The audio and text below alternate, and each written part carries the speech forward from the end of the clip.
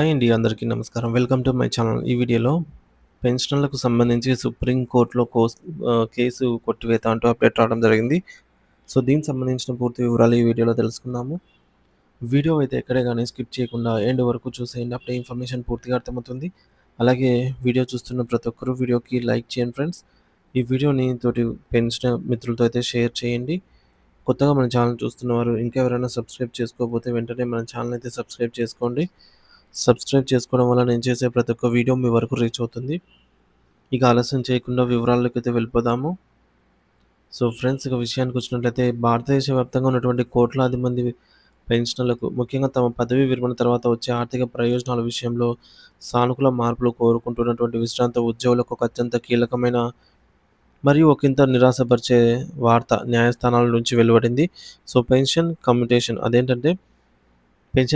కాలపరిమితిని ప్రస్తుతం ఉన్నటువంటి 15 ఏళ్ల నుండి తగ్గించాలని కోరుతూ దాఖలైన పిటిషన్లను గౌరవ సుప్రీం కోర్టు మరియు వివిధ హైకోర్టులు కొట్టివేయడం ఇప్పుడు దేశవ్యాప్తంగా చర్చనీయాంశంగా మారింది. సో, ఈ తీర్పు పూర్తిగా ప్రభుత్వానికి అనుకూలంగా రావటం వల్ల గత కొంతకాలంగా తమకు న్యాయం జరుగుతుందని ఆశించినటువంటి పెన్షనర్స్‌కు పెద్ద ఎత్తున ఆహ్, దెబ్బ పెద్ద ఎదు దెబ్బ ఎదురైందన్నట్టు చెప్పొచ్చు. సో, మరి విశ్రాంత కేంద్ర ప్రభుత్వ ఉద్యోగులు, బ్యాంక్ ఉద్యోగులు మరియు ఆర్మీ ఫోర్సెస్ పెన్షనర్స్ కలిసి ఢిల్లీ హైకోర్టులో కేసుపై సుదీర్ఘ విచారణ అనంతరం 29 మేన తుది తీర్పు అయితే వెలువడింది. సో, ఈ తీర్పులో న్యాయమూర్తులు ప్రభుత్వం తీసుకున్న నిర్ణయాలను సమర్థిస్తూ పిటిషనర్ల వాదనను త్రోసిపుచ్చారు. మరి చట్టపరమైన వాదన అనేది కేవలం ఢిల్లీకి మాత్రమే పరిమితం కాలేదు. పంజాబ్, తెలంగాణ, ఆంధ్రప్రదేశ్ వంటి రాష్ట్రాల్లోని హైకోర్టులు మరియు వివిధ పరిపాలనా ట్రిబ్యునల్స్ కూడా గతంలోనే ఇటువంటి పిటిషన్లను కొట్టివేసినట్టు మనం గమనించాలి. మరి అప్పట్లో కొంతమంది విశ్రాంత ఐఏఎస్ అధికారులు కూడా నేరుగా సుప్రీంకోర్టును ఆశ్రయించారు. కానీ అక్కడ కూడా ఫలితం నిరాశాజనకంగానే ఉంది. అంటే న్యాయపరంగా ఈ అంశం ఇంకొక కొలిక్కొచ్చినట్లే అని కోర్టుల ద్వారా కమ్యుటేషన్ కాలపరిమితి తగ్గే అవకాశం ప్రస్తుతానికి లేదని స్పష్టమవుతోంది. ఈ యొక్క నేపథ్యంలో పెన్షనర్ల ఆశలన్నీ ఇప్పుడు రాబోయే 8వ వేతన సంఘం సిఫార్సులపైనే ఉన్నాయి. ప్రభుత్వం మరియు పిటిషనర్ల మధ్య జరిగిన వాదనను మనం నిశితంగా పరిశీలిస్తే అసలు సమస్య ఎక్కడుందో మనకు అర్థమవుతుంది. సో, కమ్యుటేషన్ అంటే ఏమిటి? మరియు పెన్షనర్లు ఎందుకు పోరాడుతున్నారు అనే విషయాన్ని లోతుగా చర్చించుకుందాము. ఒక ప్రభుత్వ ఉద్యోగి రిటైర్ అయినప్పుడు తనకు వచ్చేటటువంటి నెలవారీ పెన్షన్ గరిష్టంగా 40% భాగాన్ని ప్రభుత్వానికి తిరిగి అమ్మేసి దానికి బదులుగా ఒకేసారి పెద్ద మొత్తంలో నగదును పొందే అవకాశాన్ని ప్రభుత్వం కల్పిస్తుంది. ఈ విధంగా పొందిన మొత్తాన్ని పెన్షనర్లు తమ పిల్లల పెళ్లిళ్లకు, ఇంటి నిర్మాణం లేదా పాత అప్పులు తీర్చుకోవడానికి ఉపయోగిస్తారు. అయితే ఈ విధంగా తీసుకున్న అడ్వాన్స్ మొత్తాన్ని ప్రభుత్వం పెన్షనర్స్ నుండి నెలకు కొంత చొప్పున కోత విధిస్తూ 15 ఏళ్ల పాటుగా వసూలు చేస్తుంది. పెన్షనర్స్ ప్రధాన వాదన ఏంటంటే ఇక్కడ ప్రస్తుతం ఉన్న వడ్డీ రేట్ల ప్రకారంగా చూస్తే తాము తీసుకున్న సొమ్ము అనేది ఈ మేరకు తీసుకున్న సొమ్ము 12 లేదా 13 ఏళ్లలోనే వడ్డీతో సహా ప్రభుత్వానికి తిరిగి చెల్లించబడుతుందని, కావున మిగిలిన 2 ఏళ్ల పాటు పెన్షన్‌లో కోత విధించడం అన్యాయమని వారు కోర్టుకు విన్నవించారు. మరి ఢిల్లీ హైకోర్టు కేసును కొట్టివేసిన సమయంలో కొన్ని అత్యంత కీలకమైన వ్యాఖ్యలు చేసింది. గతంలో పెన్షనర్స్‌కు పదవీ విరమణ సమయంలో వచ్చే గ్రాట్యుటీ వచ్చే ఇటువంటి బెనిఫిట్స్ చాలా తక్కువగా ఉండేవని. అందుకే వారికి ఆర్థిక వెసులుబాటు కల్పించడానికి ఈ యొక్క కమ్యుటేషన్ విధానాన్ని తీసుకొచ్చారని అయితే కోర్టు గుర్తు చేసింది.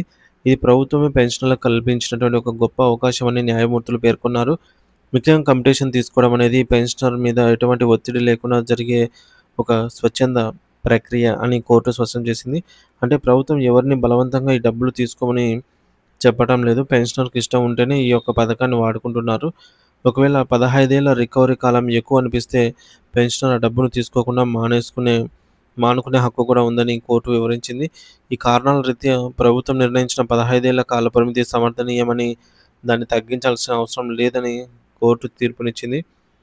ఈ తీర్పు యొక్క సారాంశం ఏమిటి అనంటే, కమ్యుటేషన్ కాలపరిమితి తగ్గింపు అనేది న్యాయస్థానాల ద్వారా సాధ్యమయ్యే పని కాదు. ఇది పూర్తిగా కేంద్ర ప్రభుత్వం ఆహ్, పరిపాలనాపరమైన నిర్ణయాల పైనే ఆధారపడి ఉంటుంది. సో, పెన్షనర్స్ గోడును అర్థం చేసుకున్న జాతీయ పెన్షనర్స్ వెల్ఫేర్ అసోసియేషన్ వారు ఈ యొక్క విషయాన్ని ఇప్పటికే కేంద్ర ప్రభుత్వం దృష్టికి తీసుకెళ్లారు.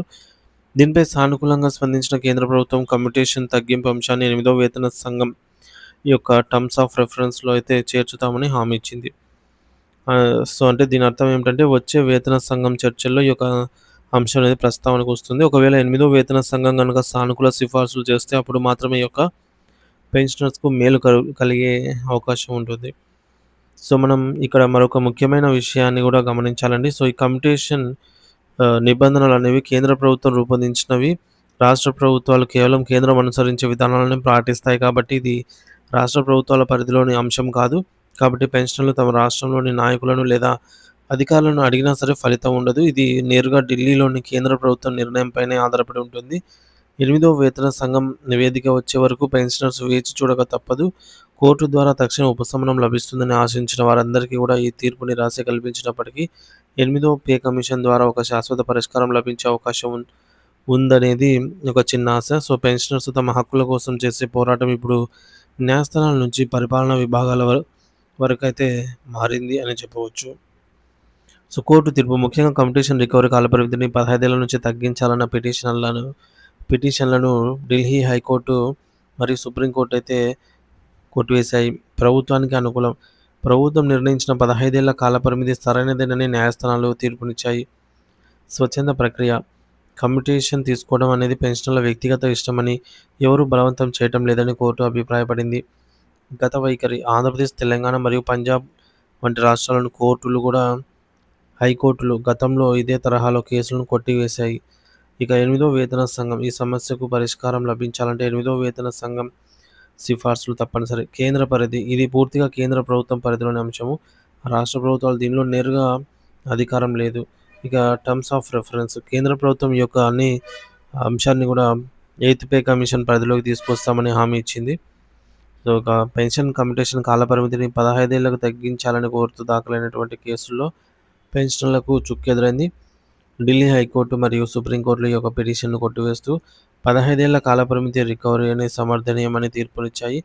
కమ్యుటేషన్ అనేది పెన్షనర్ల స్వచ్ఛంద నిర్ణయం కాబట్టి దానిని నిబంధనల్లో మార్పులు చేసేందుకు కోర్టులు నిరాకరించాయి. అయితే ఈ యొక్క అంశాన్ని ఎనిమిదో వేతన సంఘం ద్వారా పరిష్కరిస్తామని కేంద్రం హామీ ఇవ్వటం పెన్షనర్లకు ఒకంత ఊరటనిచ్చే విషయము.